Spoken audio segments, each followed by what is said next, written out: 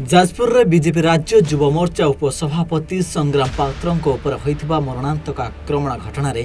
3 अभियुक्तों को गिरफ करा सह कोर्ट चालान करा जायछि। किंतु एही घटना रे 40 ऊर्ध्व अभियुक्त थिबा बेले बाकी अन्य अभियुक्त माने फेरार अछंती। गत रविवार संध्यारे जाजपुर सदर थाना अंतर्गत भुवनेश्वरपुर पंचायत रे बीजेपी विधायक प्रार्थी गौतम राय निर्देश क्रमे तांको समर्थक माने युव नेता संग्राम एवं तांको गाड़ी उपरे आक्रमण करथिले। आक्रमण संग्राम आहत हेबा सह तांको गाड़ी भांगी चूरमार हो जाइछि।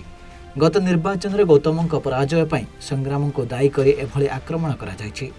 किंतु सेपटे निर्वाचन समय गौतम मो ठारू कौन से सहयोग लड़ी नथिले बोली संग्राम एक सांबादिक सम्मेलन रे सूचना दैछन्ति।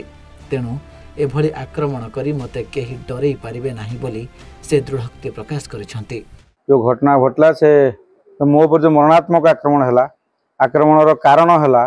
मु लोक मान सहित अच्छी लोक मैंने मत खोजुंट जो मैंने आक्रमण कर भावुं मत डर देवे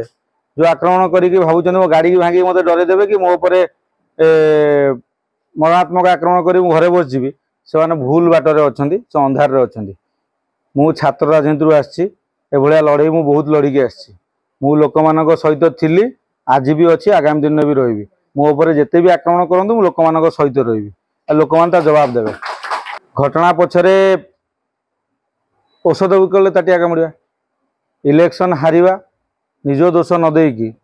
का मुंडर तो नड़ियाटे पिटा मो मुंड पर नड़िया पिटा चेष्टा करेतु इलेक्शन बेले मुझे जाजपुर नी जाजपुर मु नी आज्ञा गुवाहाटी 100 लोक थे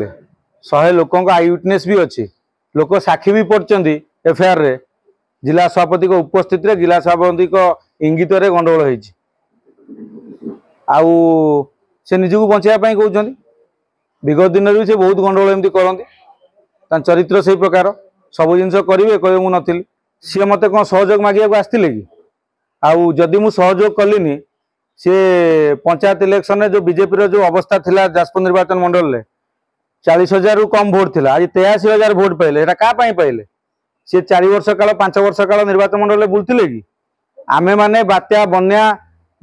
मरुड़ी घर पड़ी हॉस्पिटल थाना कोर्ट कचेरी बीजेडी सहित संघर्ष करके आमे लोक मान सहित पहुंचलु बोली आज लोक माने संगठित थिले बोली आज 83,000 भोट मिलला। तेबे ए संपर्क रे आमे गौतम किंबा अन्य अभियुक्त मानक प्रतिक्रिया नेबाको चेष्टा करथिले सुद्धा केही प्रतिक्रिया देबाको मना कर दैथिले। जाजपुर संदीप्त राय रिपोर्ट सूचना टीवी।